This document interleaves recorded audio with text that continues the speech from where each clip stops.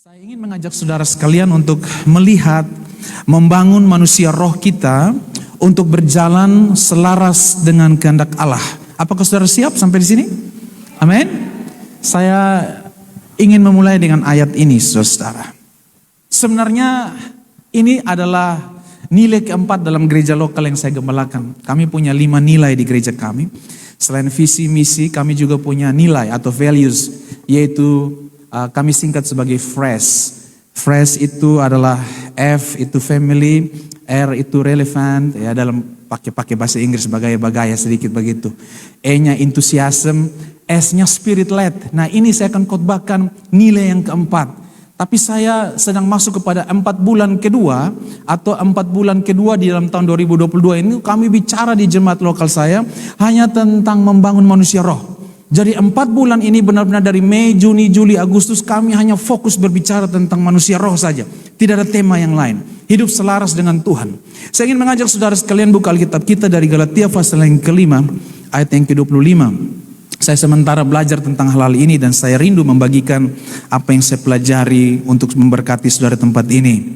Galatia 5 ayat 25, kalau saudara dapat bantu saya katakan amin. Mari kita baca 2 dan 3. Jikalau kita hidup oleh roh, baiklah hidup kita juga dipimpin oleh roh. Sekali lagi 2 dan 3. Jikalau kita hidup oleh roh, baiklah hidup kita juga dipimpin oleh roh. Saya ingin memulai dengan sebuah gambar sederhana. Tahukah saudara bahwa saudara dan saya, kita diciptakan sesuai dengan gambar Allah. Amin. Kita tidak hanya terdiri dari entitas fisik saja. Kita bukan tentang entitas jasmani saja. Tetapi saudara dan saya juga memiliki yang namanya entitas rohani. Ada sesuatu hal yang Tuhan taruh dalam hidup kita yang diinginkan dengan cemburu oleh para malaikat surgawi. Ada sesuatu yang membuat saudara dan saya berbeda karena kita memiliki sesuatu yang tidak dimiliki alam ciptaan yang lain. Tidak dimiliki oleh makhluk ciptaan yang lain. Mungkin saudara masih ingat waktu Natal kemarin saya sempat bercanda dengan saudara. Kalau babi mati jadi lauk pauk yang enak. Kalau kambing mati jadi gulai. Sapi jadi sate, ya. Babi jadi apa? Rica-rica. Ayam jadi opor. Semua hewan mati dan selesai. Mereka hanya punya tubuh dan naluri saja. Tetapi manusia selain memiliki tubuh, manusia juga punya jiwa dan manusia punya roh. Ternyata saudara-saudara, jiwa terdiri dari pikiran, perasaan, dan kehendak bebas. Tetapi roh yang sehat menjadikan saudara dan saya memiliki hidup yang berkualitas. Ada pepatah berkata begini, mens sano in corpore sano. Di dalam tubuh yang sehat, terdapat jiwa yang sehat. Tetapi hari-hari ini kalau kita mau jujur, ternyata itu sudah mulai terpatahkan. Banyak orang yang punya tubuh yang sehat, tetapi jiwanya tidak sehat. Contoh, tubuhnya tinggi, cakep, tampan, ganteng, putih, hidung mancung, saudara. Ya sudah, jangan mimpikan yang seperti itu. Perutnya six pack. Kalau saya kan zero pack. Saya kan hanya bulatan kecil, bulatan. Ini Mama Don kasih makan kita sampai kita minta ampun. Nah saudara-saudaraku, mensano in corpore sano bilang di dalam tubuh yang sehat terdapat jiwa yang sehat. Tetapi tahukah saudara hari-hari ini banyak orang yang tubuhnya sehat, jiwanya sakit. Wanita-wanita yang cantik, tinggi semampai, pinggulnya seperti gitar Spanyol, saudara-saudara. Suntik vitamin C dari hitam jadi putih. Sonada lesung pipit pihantam itu benang, taruh bikin lobang-lobang di sini, saudara. Alis yang soni kantara do mulai garus sembarang do mulai ikur bikin tanduk rusa di sini, saudara. Nah, tubuhnya oke, didandani. Tetapi pekerjaannya apa? Pelakor, mengganggu laki orang, mengganggu istri orang. Berarti begini, tidak ada jaminan tubuh yang sehat membuat jiwa itu sehat. Sama sekali tidak ada jaminan. Tetapi saya mau bilang kepada saudara, mari perhatikan statement saya di awal khotbah ini. Saudara dan saya, kita adalah makhluk roh yang tinggal di dalam tubuh. Saya ulangi statement saya. Saudara dan saya, kita adalah makhluk roh yang tinggal di dalam tubuh. Mari saya kasih sebuah penjelasan pada saudara. Di dalam Kejadian pasal yang kedua, yang ke-7 dikatakan begini. Ketika itulah Tuhan Allah membentuk manusia, baca bersama saya, dari debu tanah dan menghembuskan nafas hidup ke dalam hidungnya. Demikianlah manusia itu menjadi makhluk yang hidup. Tahukah saudara, ketika Adam selesai diciptakan oleh Tuhan dan Adam kemudian belum berfungsi apa-apa. Dia hanya merupakan seonggok debu yang dibentuk menjadi tubuh seorang manusia pertama yang diciptakan oleh tangan Allah sendiri pada hari Adam. Lalu Adam itu menjadi tubuh yang tampan. Mungkin saya tidak tahu perawakannya seperti apa, Alkitab tidak menjelaskan. Ya mungkin saja saya berimajinasi, barang ciptaan tangan Tuhan pasti sempurna kan? Mungkin rambutnya pirang, hidungnya mancung, saudara-saudara. Tubuhnya tinggi tegap, mungkin 180-an sekian, mungkin. Lalu mungkin kulitnya bersih, dadanya bidang, perutnya six pack, kaki dan pahanya berotot. Dia adalah pria dambaan wanita. Tetapi Adam tidak menjadi bergerak sebelum Allah menggerakkannya. Apa yang Allah lakukan setelah itu adalah menjadi suatu catatan yang sangat penting bagi saudara dan saya. Saya menerima kebenaran ini dan saya menjadi mengerti bahwa ternyata hidup saya tidak ada artinya kalau bukan Allah yang memberikan arti dalam hidup saya. Yang terjadi dalam Kejadian 2 ayat yang ke-7 ini adalah Allah, dengarkan ini, menghembuskan nafas hidup ke dalam hidungnya. Dan ketika Allah mengembuskan nafas hidup ke dalam hidung daripada manusia ini, maka manusia itu menjadi makhluk yang hidup.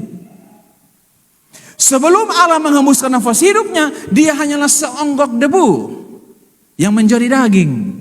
Tetapi setelah Allah mengembuskan nafas hidup, Adam menjadi pribadi yang bagaimana? Hidup. Roh itulah yang menghidupkan dia. Saya ingat pujian lama. Roh Allah yang hidup penuhiku. Roh Allah yang hidup pulihkanku. Turunlah kuasa ke atasku, memulihkan hatiku, memulihkan dan seterusnya dan sisa yang berikut.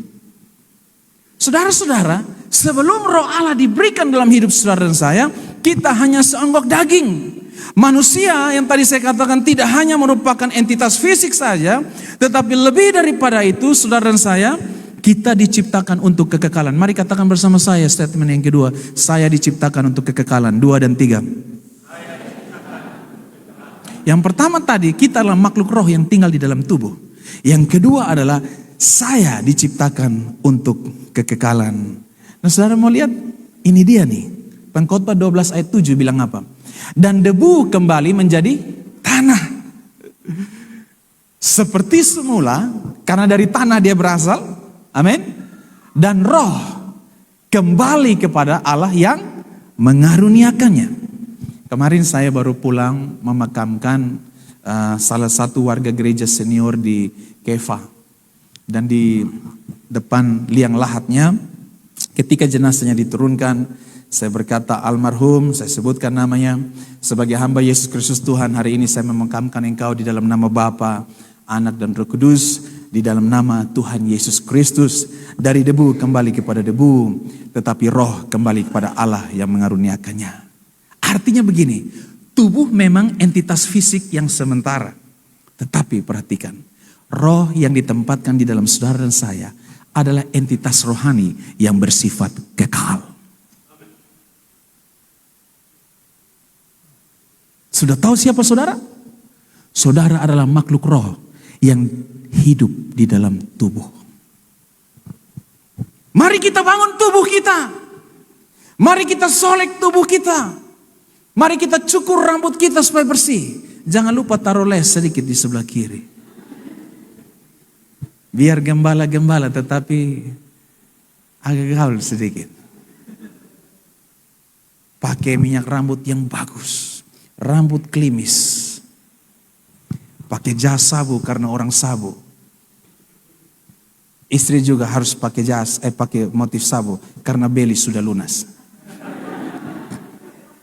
Mari kita rawat tubuh kita. Amin. Sepatu dikasih mengkilat yang baik. Celana disetrika yang bagus. Kita kemudian menjadi orang-orang yang berpenampilan fisik yang baik. Tetapi tahukah saudara, semua yang kita hiasi secara entitas fisik ini berakhir di dalam tanah. Tetapi ada satu entitas yang tidak berhenti ketika nafas berhenti berhembus dalam hidup saudara. Apakah itu? Itu yang saya namakan sebagai entitas rohani yang penting saudara perhatikan sebagai prioritas dalam hidup saudara untuk saudara bangun setiap hari. Membangun manusia roh itu sangat penting. Karena apa? Karena banyak anak-anak kecil terperangkap dalam tubuh orang dewasa. Tubuhnya dewasa tapi kekanak-kanakan. Masih merokok, masih ganggu istri orang, yang ibu-ibu masih ganggu suami orang. Kalau saya mau cerita nih panjang lebar. Hari-hari ini lagi orang tidak tahu malu lagi. Ya, di Soe tidak, ini mungkin yang agak sedikit geser-geser ke sana. Di Soe ini baik semua. Ya. Saudara-saudara, saya mau bilang kepada saudara bahwa kita harus menyadari bahwa suatu hari nanti roh ini akan kembali. Semua makhluk hidup yang mati berhenti di meja makan jadi lauk pauk. Tetapi kita ketika berakhir hidup kita menghadapi dua kata yang sangat penting. Tanggung jawab. Amin. Pertanggungjawaban adalah sesuatu yang sangat penting untuk saudara dan saya ingat di dalam kehidupan saudara dan saya. Nah, di dalam gambar ini saya mau tunjukkan kepada saudara secara cepat saja dari hidup manusia terdiri atas 3 unsur. Yang pertama apa saudaraku? Tubuh, jiwa, dan roh. Mari saya mau kasih tunjuk kepada saudara urutan prioritasnya. 1 Tesalonika 5 ayat 23. Coba baca bersama saya. 1 Tesalonika pasal yang kelima ayat yang ke-23. Kalau sudah dapat bantu saja katakan amin supaya saya tahu. 1 Tesalonika 5 ayat 23. Sudah dapat? Oke, dengan suara keras. 1, 2, dan 3. Semoga Allah damai sejahtera menguduskan kamu berapa banyak? Seluruhnya. Dan semoga roh, jiwa, dan tubuhmu terpelihara bagaimana? Sempurna. Dengan apa? Tak bercacat pada kedatangan Yesus Kristus Tuhan kita. Yang percaya ini mari katakan bersama saya. Amin. Saya sangat yakin saudara jemaat GB Mawar Saron Soe. Firman Tuhan tidak pernah salah mencatat detail apapun. Kenapa tidak dicatat semoga tubuh dan jiwamu dan rohmu? Tetapi yang dicatat begini, semoga apa? Roh, jiwa, dan tubuh. Kenapa roh yang dicatat terlebih dahulu? Karena roh bersifat kekal. Amin. Itu sebabnya saudara dan saya harus menaruh perhatian kepada yang kekal ini. Ya kita harus makan sehat. Ya kita harus olahraga. Ya kita harus minum air putih yang cukup. Hindari minuman dan makanan manis yang berlebihan. Tolak karbohidrat. Kurangi konsumsi daging merah yang berlebihan. Makan saja ikan dan daging putih. Supaya hidupmu lebih baik. Tambahkan serat dan makanan bergizi lainnya dalam tubuh saudara. Tubuh jasmani yang bersifat sementara kita rias dengan begitu sangat luar biasa. Kenapa kita tidak menaruh perhatian kita kepada manusia roh yang bersifat kekal? Setuju katakan amin. Itu sebabnya 1 Tesalonika pasal 5 ayat 23 mencatat ini. Semoga Allah sumber pengharapan memenuhi kamu dengan segala sukacita dan damai sejahtera. Roma 5 ayat 13 juga berkata seperti itu. Supaya apa? Roh kita, jiwa kita, dan tubuh kita terpelihara sempurna. Mari kita periksa slide berikut.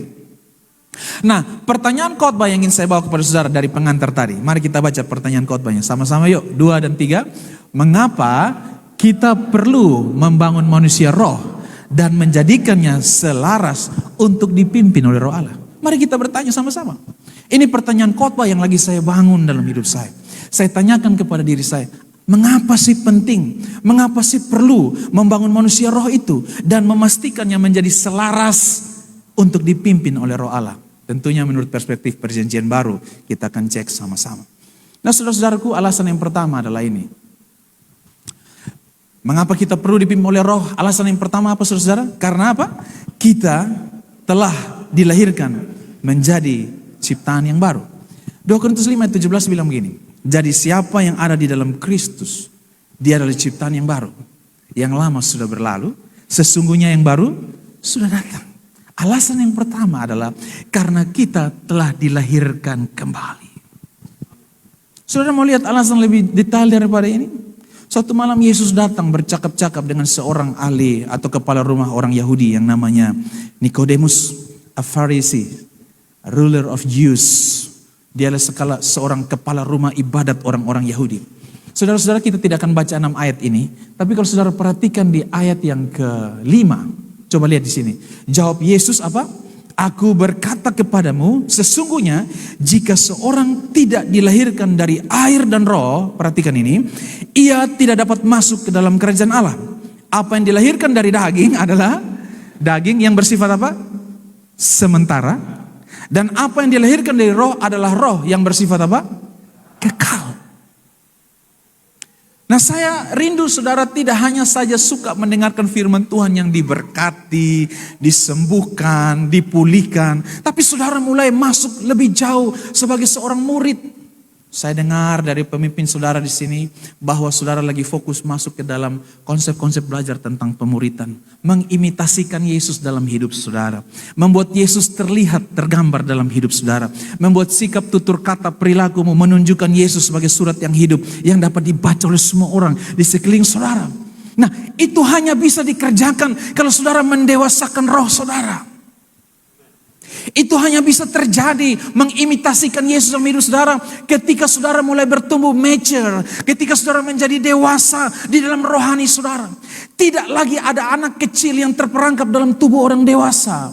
Tidak lagi ada sifat kekanak-kanakan yang terjebak di dalam tubuh orang dewasa. Tubuh fisiknya dewasa, rohaninya kecil. Kenapa? Karena fokusnya hanya membangun tubuh jasmaninya, tetapi dia tidak pernah fokus membangun tubuh rohaninya. Menjadi seorang yang bisa mengimitasikan Yesus harusnya seorang yang membangun hidupnya di atas apa saudaraku? Kedewasaan. Dijadikan ciptaan yang baru. Alkitab berkata dalam 2 Korintus 5:17, siapa yang ada dalam Kristus dia adalah ciptaan baru. Ini tidak sama sekali berbicara tentang siapa yang beragama Kristen dia adalah ciptaan baru. Ini juga tidak berbicara tentang siapa yang pelayanan di gereja setiap minggu dia adalah ciptaan yang baru. Ini juga tidak berbicara bahwa siapa dengan golongan gembala seperti pengkhotbah di depan saudara itu adalah ciptaan yang baru. Atau para pemain musik adalah ciptaan yang baru. No, yang ada di dalam Kristus lah yang dikatakan sebagai ciptaan yang baru. Berarti Kristus adalah pintu masuk untuk menjadi ciptaan yang baru. Membuat imitasi Yesus itu dalam hidup saudara menjadikan saudara ciptaan yang baru. Mengimitasikan setiap gerak-gerik Yesus dalam gerak-gerik hidup saudara menjadikan saudara ciptaan yang baru. Lalu apa kaitannya dengan ini? Mengapa Yesus harus bilang kepada Nikodemus, engkau harus dilahirkan dari air dan roh? Ini dia alasannya. Alasan yang pertama adalah kita harus dilahirkan dari air sebagai sebuah tanda baptisan pertobatan. Amin. Tanda orang yang bertobat adalah dia memberi dirinya dibaptis. Markus 1 ayat yang keempat berkata begini, demikianlah Yohanes Pembaptis tampil di padang gurun dan menyerukan apa yang dia serukan, bertobatlah dan berilah dirimu dibaptis untuk menerima pengampunan atas dosamu. Jadi kalau saudara ingin menerima pengampunan syaratnya 2B, bukan B2. B yang pertama adalah bertobat. Amin. Berapa banyak orang bertobat di sini, boleh angkat tangan saudara. Syarat pertama sudah saudara capai. Yang kedua apa? Berilah dirimu dibaptis. Jadi baptisan bukan tentang orang tua bawa anak ke depan. Baptisan bukan tentang dorongan seorang yang lebih dewasa kepada saudara untuk maju. Tetapi baptisan adalah langkah pertama setelah saudara bertobat. Amin. Setelah saudara bertobat, saudara B yang kedua, berilah dirimu dibaptis. Kenapa orang bisa memberi diri dibaptis? Karena dia sudah dimuridkan. Karena dia sudah bertumbuh dalam manusia rohnya. Karena dia sudah mengalami suatu transformasi baru. Dilahirkan kembali sebagai ciptaan yang baru. Sebagai the new creation, the new creature. Allah telah menjadikan saudara dan saya menjadi ciptaan yang baru. Telah mengalami pertobatan dan menerima pengampunan dosa. Nikodemus, kamu tidak bisa dilahirkan kembali. Kamu tidak bisa masuk kerajaan Allah kalau kamu belum dilahirkan kembali. Apakah aku harus masuk kembali ke dalam rahim ibuku, guru? Tidak. Engkau harus dilahirkan dari dua hal. Dari air dan dari roh. Apa itu air? Air artinya engkau harus bertobat. Amin. Tanda kedewasaan adalah bertobat. Bukan berobat. Kalau berobat ini masih sakit. Tapi bertobat sudah sembuh. Bertobat lalu apa? Beri dirimu dibaptis. Inilah baptisan Yohanes. Baptisan bertobat. Lah apa yang terjadi di samping kanan sana? Di samping kanan sana adalah dilahirkan dari roh. Kisah para Rasul pasal yang kedua yang ke-38 bilang begini. Jawab Petrus kepada mereka, bertobatlah dan hendaklah kamu masing-masing memberi dirimu dibaptis dalam nama siapa? Dalam nama Yesus. Makanya redaksi pembaptisan kan begini. Saudara A, sebagai hamba Yesus Kristus Tuhan, hari ini aku membaptis engkau di dalam nama Bapa, Anak dan Roh Kudus. Di dalam nama Tuhan Yesus Kristus. Jadi siapa yang ada dalam Kristus dia adalah ciptaan yang baru. Yang lama sudah berlalu, sesungguhnya yang baru sudah datang. Teng, satu dengan kematian Kristus. Teng, satu dengan kebangkitan Kristus. Memang tidak ada bunyi tengnya, saya tambah-tambah sendiri. Dan saudara-saudara kasih dalam Tuhan, kemudian apa yang terjadi? Bahwa ketika itu dia memberi dirinya dibaptis, sebagaimana kata Petrus, untuk menerima pengampunan dosamu. Dan dilanjutkan pada Kisah Rasul 2:38 kalimat terakhirnya begini, maka kamu, ini dia yang saya suka, akan menerima karunia Roh Kudus. Ini memang panjang kalau mau bahas tentang karunia roh, bicara tentang buah-buah roh, itu sesinya masih ada yang sesi yang lain. Tapi saya singkat saja. Ketika Yesus selesai dibaptis, datanglah sekonyong-konyong seperti burung merpati. Dan ada suara dari sorga berkata, inilah anakku yang kukasih, kepadanya aku berkenan. Roh Kudus datang. Tetapi saudara-saudara, yang menarik dari situasi ini, saudara-saudara, ya, saya mau saudara melihat poin yang kedua. Poin yang kedua menjelaskan pertanyaan khotbah kita, mengapa hidup kita perlu dipimpin oleh roh menurut Alkitab Perjanjian Baru ini. Alasan yang kedua adalah ini dia, Allah adalah roh. Yang pertama karena kita telah dilahirkan kembali melalui proses pertobatan dan proses penyucian diri lewat baptisan. Dan hal yang kedua adalah karena Allah itu roh. Amin. Allah itu bukan seonggok fisik yang diharapkan oleh bangsa Yahudi. Oh, Mesias sudah datang. Jadi ketika Yesus dihukum oleh adat istiadat mereka, Yesus disalibkan mati, mereka sedih. Kenapa? Mereka berharap Mesias yang datang sebagai raja ini akan menjadi raja secara fisik bagi kerajaan Israel. Tapi Yesus datang bawa kerajaan dari sorga, bukan kerajaan di bumi ini. Definisi mereka tentang raja harus fisik, tetapi Yesus berbicara tentang kerajaannya yang bukan dalam bentuk fisik. Nah, saudara-saudara, Allah itu roh. Yohanes 4 ayat 24 berkata begini. Mari kita baca. Allah itu apa? Roh. Dan barang siapa menyembah dia, harus menyembahnya dalam roh dan kebenaran. Ini harus orang yang sudah ada dalam Kristus dulu. Sudah jadi ciptaan baru dulu. Kalau belum jadi ciptaan baru, dia belum bisa menyembah Allah dalam roh. Kenapa? Dia harus jadi ciptaan yang baru, diri dibaptis pada poin pertama tadi. Lalu yang kedua, saudaraku, dia masuk di dalam suatu dimensi yang baru, bahwa dia adalah makhluk roh yang tinggal di dalam tubuh. Kesadaran ini membuat dia sudah mulai menjadi dewasa. Ada sosok manusia roh yang dewasa yang tinggal di dalam tubuh orang dewasa. Amin. Tidak sebaliknya. Allah adalah roh.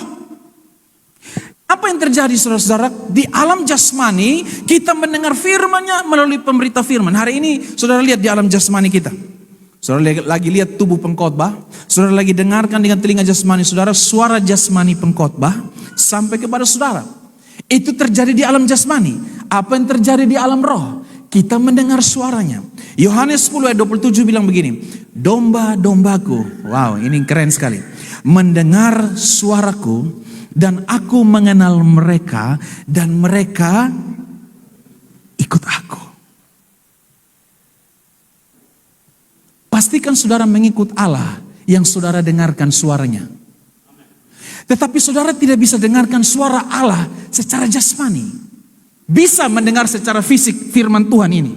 Tetapi di alam roh sana ada transformasi yang terjadi lewat rema-rema yang ditumbuhkan di dalam manusia roh saudara. Dan ketika saudara tangkap rema ini dengan baik lewat pengkhotbah jasmani yang sedang berbicara dalam pengurapan Roh Kudus ini, maka saudara akan membuat manusia roh saudara bertumbuh. Dan ketika manusia roh saudara bertumbuh, telinga rohanimu menjadi peka. Dan ketika telinga rohanimu menjadi peka, karena engkau sudah bertobat dan beri dirimu dibaptis menjadi ciptaan yang baru, mengerti dengan pasti Allah itu roh, saudara mulai mengikuti Allah yang adalah roh itu, yang mulai berbicara di dalam roh saudara. Amen. Kita adalah makhluk roh yang tinggal di dalam tubuh. Allah berkomunikasi dengan roh kita, bukan dengan jasmani kita. Kalau jasmani begini, Pak Efer, shalom, jasmani. Tetapi kadang-kadang saya tatap Pak Efer bilang, saya merasakan kasih-Mu Pak Karel kepada saya. Itu apa? Jiwa kita terhubung. Tetapi kepada Allah, itu seperti Daud dan Jonathan. Jiwa mereka berpadu. Tetapi terhadap Allah, koneksinya lewat apa? Wifi-nya lewat apa? Wifi-nya. Koneksinya apa? Roh. Menyadari Allah adalah roh. Membuat saudara akan mulai membangun manusia rohani saudara. Satu ketika di gereja seorang pendoa lari-lari ketemu saya. Bapak, saya mau bilang sesuatu. Ini pendoa-pendoa ini mereka suka masuk dalam alam roh. Lalu dia bilang, Bapak, saya sudah melihat 3 hari terakhir ini. Kita ketemu di hari Sabtu. Dia bilang, sudah sejak 3 hari yang lalu, saya merasa Bapak ini sedang sedih berat. Dia bilang, Bapak sedang ada masalah besar. Saya bilang, lu jangan karang-karang. Tidak, wajah Bapak tidak bisa berbohong. Saya dalam hati, Tuhan luar biasa. Betul sekali. Jadi Jumat, Kamis, Rabu. Hari Rabu itu saya punya beban yang sangat besar dalam hidup saya. Ya saya tidak perlu cerita kepada saudara. Tetapi sejak hari itu saya menangis di hadirat Tuhan. Saya bilang, Tuhan tolong aku Tuhan. Tolong bantu aku. Waktu hari Sabtu kita doa puasa di gereja. Kita doa puasa Sabtu jam 3 sore setiap hari Sabtu. Hari Sabtu jemaat sudah harus berpuasa semua. Dari malam hari Jumat malam mereka sudah berpuasa. Sampai hari Sabtu jam 3 sore kita ketemu di gereja. Kita doa dan setelah doa kita buka puasa bersama di gereja. Waktu buka puasa. Ya dia datang kepada saya dia bilang, Bapak punya masalah besar. Dari mana kamu tahu? Ketika saya menyembah Tuhan, Tuhan bilang doakan gembalamu. Sejak hari Rabu kemarin dia punya masalah besar. Saya bilang itu manusia roh. Amin. Tuhan kasih kepekaan tertentu kepada orang-orang tertentu. Tuhan kasih kepekaan khusus kepada orang-orang khusus. Wajahmu boleh tersenyum. Engkau umbar kegembiraan di depan orang. Tapi kalau rohmu sakit, orang yang punya kepekaan roh akan merasakan kau sedang berbohong dengan wajahmu yang sedang tersenyum. Kenapa? Roh itu mendefinisikan tentang kualitas jasmani saudara saat itu. Di alam roh ini terjadi saudara-saudara. Mengapa kita tidak bisa mendengar suaranya? Kalau di dalam 2 Korintus 4 ayat yang keempat, kalau saudara perhatikan di sini, mengapa seringkali kita tidak bisa mendengar suaranya? Karena apa saudaraku? Pikiran kita telah dibutakan oleh apa? Ilah zaman ini. Kita memberikan telinga kita lebih banyak mendengar berita di YouTube. Perang di Ukraina dan Rusia. Lalu kita mendengar pandemik yang sudah berakhir menjadi endemik. Tapi ada lagi malaria-malaria untuk yang menyerang anak kecil yang lagi giat-giatnya sekarang ini. Kita diisi oleh semua informasi, semua berita di telinga jasmani kita tentang kesukaran dunia ini, tentang betapa akan muncul perang dunia ketiga yang besar karena negara-negara di Uni Eropa mulai bergabung bantu Ukraina. Mereka kirim pasukan senjata yang begitu banyak. Oh, ini kita sudah di ujung maut. Perang nuklir akan terjadi, Cina akan kirim nuklirnya, Rusia kirim nuklirnya, Korea Utara akan bergabung bersama-sama mereka. Amerika dan NATO-nya akan bersama-sama bergabung untuk menghancurkan Rusia. Dan kita kemudian dengan telinga jasmani kita membuat hidup kita tertekan. Tapi orang-orang yang berjalan di dalam roh, dia tidak akan terganggu dengan situasi dunia ini. Kenapa?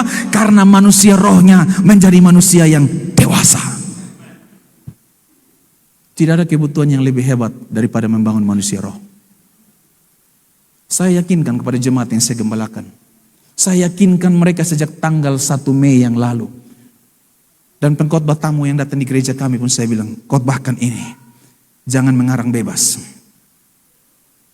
Saya tekankan sepanjang Mei, Juni, Juli, Agustus ini kita masuk dalam alam spiritual. Tapi jangan ngeroh terlalu juga. Nanti orang kasih kue, ku raba. Ya memang lu mesti raba baru lu bisa makan begitu. Tapi sono usah terlalu lebe-lebe, ku raba.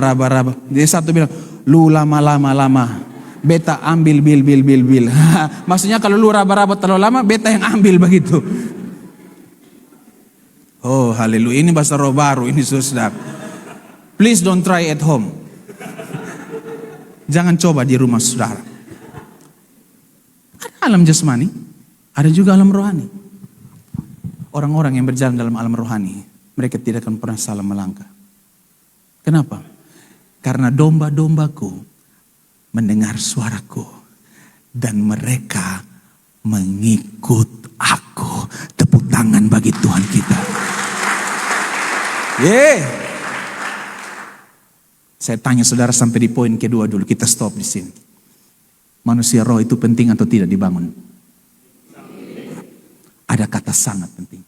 Bukan hanya penting tapi sangat penting. Mulai hari ini jemaat GBI Mawar Saron pulang dari sini, bangun manusia rohmu. Berdoa lebih kusyuk. Disiplinkan dirimu untuk berdoa. Baca firman. Lihat YouTube yang membangun manusia rohmu. Jangan mengintimidasimu saja, tetapi juga mendengar khotbah-khotbah yang membangun hidupmu. Amin. Ambil doa berpuasa. Bangun manusia rohmu. Jangan sampai ada sosok anak kecil terperangkap dalam tubuh orang dewasa. Tubuhmu sudah menua, sudah dewasa, tetapi rohmu kekanak-kanakan. Kenapa? Kamu hanya fokus bangun yang ini. Obat bisa kita beli, kesembuhan hanya bisa dicapai lewat manusia roh yang dewasa. Amin. Saya dorong saudara untuk menikmati kebaikan-kebaikan Tuhan ini. Hal yang ketiga. Next slide. Tolong bantu saya. Hal yang ketiga, mengapa hidup kita perlu dipimpin oleh roh? Menurut Alkitab Perjanjian Baru, hal yang ketiga adalah saudaraku, supaya kita terhindar dari spiritual palsu. Ini dia. Karena ada banyak spiritual palsu yang ditawarkan di luar sana. Saudara mau tidak mau, saudara sadar banyak spiritualitas palsu yang sedang ada sekeliling kita. Contoh yang paling sederhana. Kalau saudara perhatikan di dalam Kisah Para Rasul 19, ayat yang ke-13 sampai 15 ya. Coba saudara buka atau saya baca, saudara dengarkan. Juga beberapa tukang jampi Yahudi yang berjalan keliling di negeri itu mencoba menyebut nama Tuhan Yesus atas mereka yang kerasukan roh jahat dengan berseru katanya, aku menyumpahi kamu demi nama Yesus yang diberitakan oleh Paulus. Ayat 14 bilang begini. Mereka yang melakukan hal itu ialah ini dia. 7 orang anak dari seorang imam kepala Yahudi yang bernama Skewa. Ayat yang ke-15 coba baca sama-sama. Tetapi roh jahat itu menjawab, Yesus aku kenal, Paulus aku ketahui. Lu siapa? Bahasa Kupangnya begitu. Aku menyumpahi kamu demi nama Yesus Kristus yang diberitakan oleh Paulus. Lalu mereka, roh-roh jahat ini bilang begini, Yesus kami kenal, Paulus kami tahu, lu siapa? Bahkan ketika engkau menyebut nama Yesus, di dalam rohmu yang kekanak-kanakan, tidak ada kuasa. Amin? Karena manusia roh yang dewasa, jangankan berteriak, engkau hanya bilang begini, Yesus, dan kuasa itu akan bekerja dalam hidupmu. Karena engkau adalah ciptaan yang baru. Siapa yang ada di dalam Kristus, dia adalah ciptaan yang baru, yang lama sudah berlalu, yang baru sudah datang. 7 anak Skewa ini 7 anak imam loh. 7 anak yang hidup di altar Tuhan loh. Tetapi mereka tidak punya kuasa. Karena mereka tidak mengalami hubungan pribadi. Karena manusia roh mereka tidak mereka bangun. Tidak ada hubungan atau relasi antara roh mereka dengan roh Yesus. Mereka klaim nama Yesus yang diberitakan oleh Paulus. Setan kenal Paulus karena Paulus terkoneksi kepada Yesus. Yesus apa lagi mereka kenal sebagai anak Allah yang hidup. Tapi kamu siapa? Saudara bahkan tidak bisa menyebut nama Yesus ketika Yesus tidak hadir dalam hidup saudara. Yesus yang saudara sebut tanpa manusia rohmu dibangun adalah Yesus agamawi yang kau kenal lewat agamamu. Yesus yang engkau sebut karena engkau bertumbuh dalam agama Kristen. Tetapi bukan Yesus yang menjelma, yang terimitasi dalam hidup saudara. Makanya proses pemuridan itu penting. Proses merendahkan hati itu penting. Untuk diajar, untuk dibentuk oleh para pemimpin saudara di gereja ini. Supaya saudara bertumbuh menjadi manusia roh yang dewasa. Yang terkoneksi hatimu dan rohmu dengan Yesus. Sehingga ketika engkau usir setan, setan bilang, aku kenal engkau yang menyebut nama Yesus. Engkau adalah pribadi yang terkoneksi dengan Yesus. Ada orang yang berbeda. Ketika dia sebut nama Yesus tidak terjadi apa-apa. Kenapa? Memang kadang-kadang kita usir setan, juga setan tidak keluar. Bukan berarti saudara tidak terkoneksi dengan Yesus. Karena itu kehendak Tuhan. Tetapi dalam kasus anak-anak Skewa ini, mereka menyebut nama Yesus yang diberitakan oleh Paulus. Tetapi mereka sendiri tidak pernah terkoneksi dengan nama Yesus. Mereka belum dilahirkan kembali. Mereka tidak mengenal Allah sebagai manusia roh. Mereka hanya menjalankan spiritualitas palsu. Banyak kepalsuan di sekeliling kita. Banyak pengkhotbah mungkin berkhotbah tentang kekudusan, tetapi dia sendiri berselingkuh. Mungkin ada juga pengkhotbah seperti saya mengkhotbahkan tentang integritas, tetapi juga mencuri. Mungkin ada pengkhotbah seperti saya juga mengkhotbahkan tentang kesabaran, tetapi di mana-mana juga emosian. Bisa juga. Saya juga belajar tentang hal itu. Jangan sampai saya juga tidak menjadi surut. Menekan diri sendiri itu butuh kekuatan manusia roh. Amin. Katakan manusia roh yang dewasa. Lebih sekali lagi, saya adalah manusia roh yang dewasa. Saya adalah makhluk roh yang tinggal di dalam tubuh. Amin.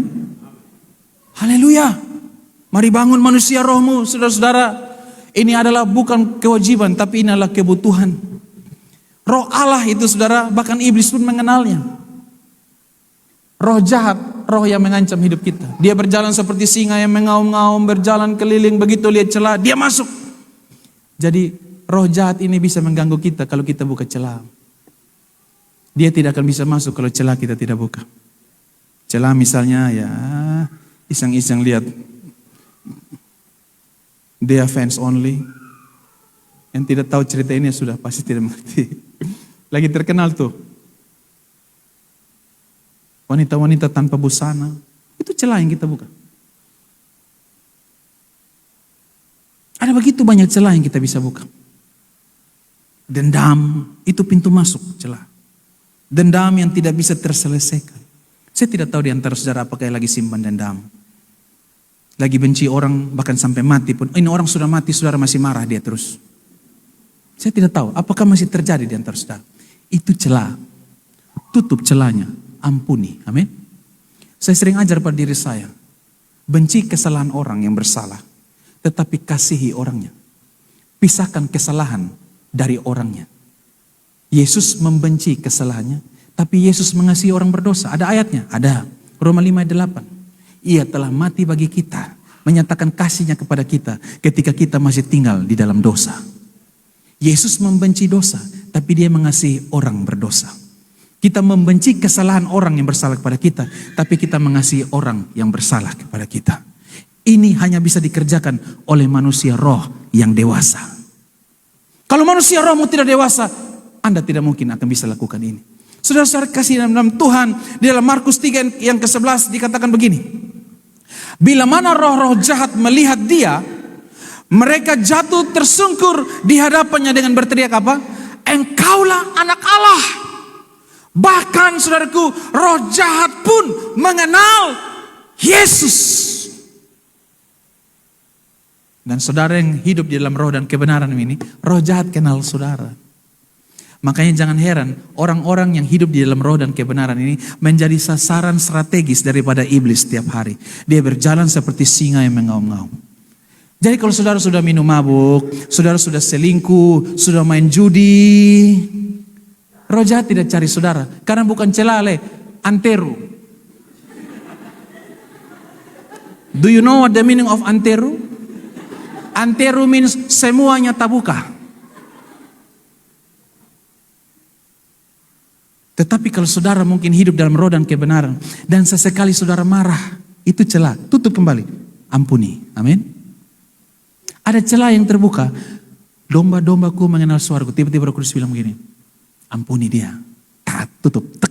Dia hanya putar-putar saja, seperti singa yang mengaum-ngaum, tapi tidak bisa masuk, kenapa? Tidak ada celah. Manusia roh yang dewasa menjadikan saudara aman, tersembunyi dalam hadirat Tuhan. Amin. Saudara-saudara, mari kita bertumbuh menjadi orang-orang dewasa. Setuju katakan amin? Saudaraku, hal yang keempat atau yang terakhir. Mengapa kita perlu dipimpin oleh roh? Atau spirit led life, Christian spirit led life.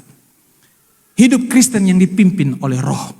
Supaya yang keempat ini terjadi. Mari baca sama-sama yang warna merah, 2, 3. Supaya kita siap masuk dalam apa? Peperangan rohani. Sebab peperangan kita bukan melawan darah dan daging.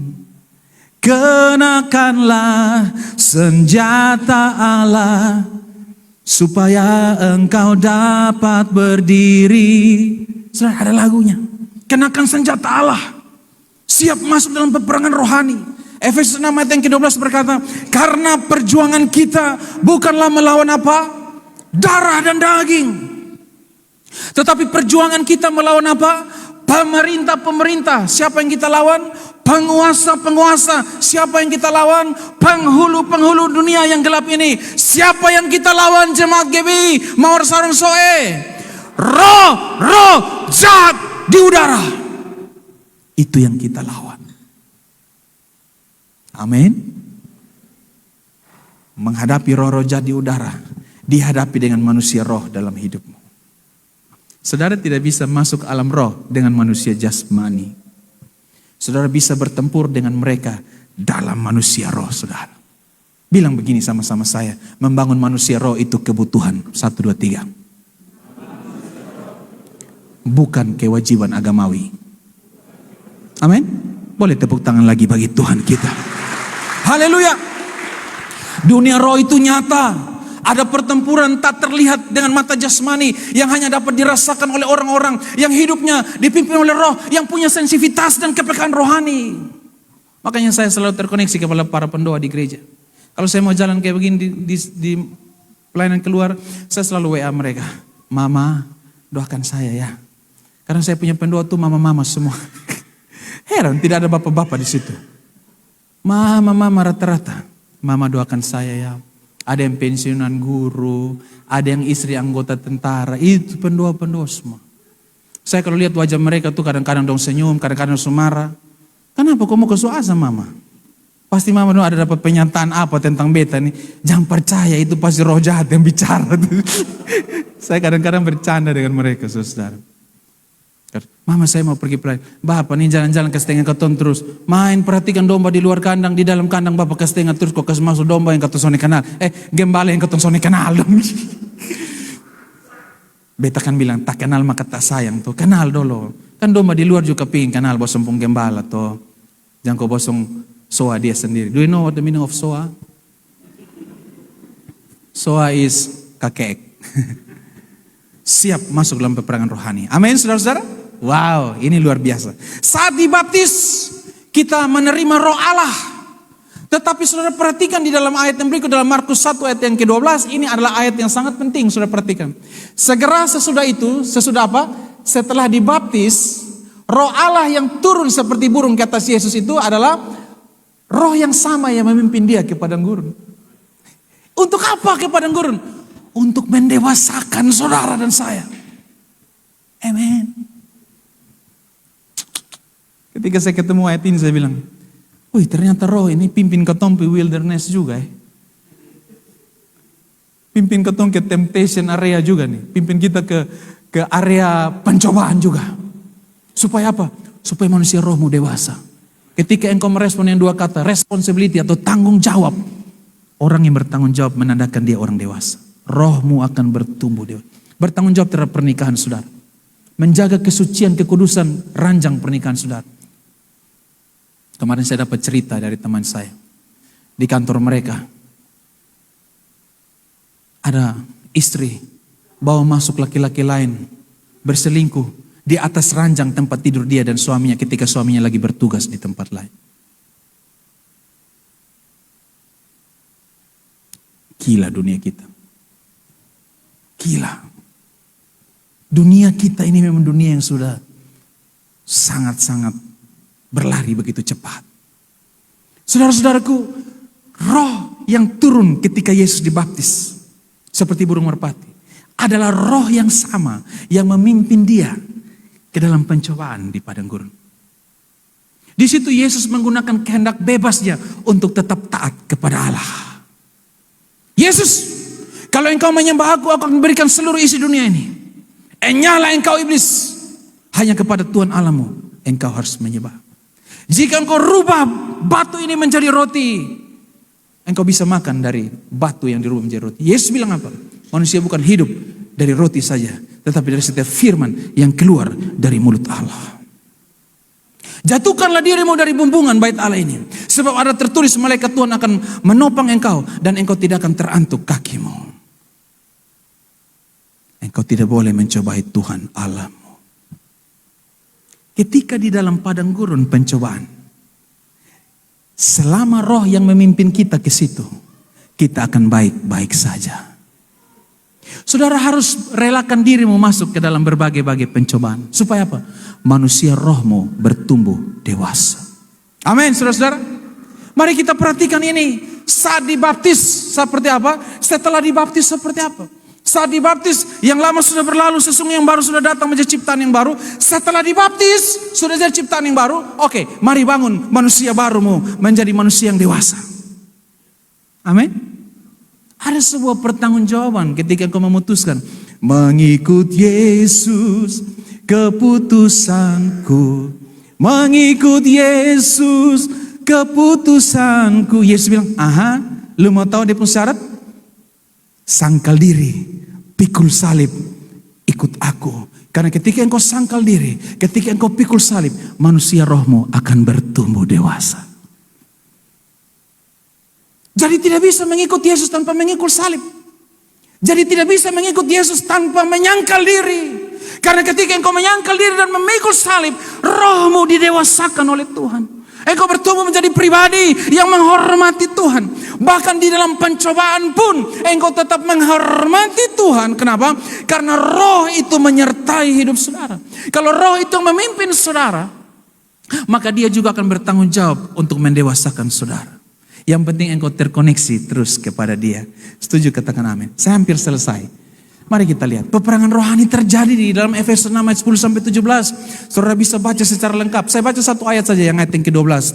Karena perjuangan kita bukanlah melawan darah dan daging, tetapi melawan pemerintah-pemerintah, melawan penguasa-penguasa, melawan penghulu-penghulu dunia yang gelap ini. 1, 2, 3. Melawan roh-roh jahat di udara.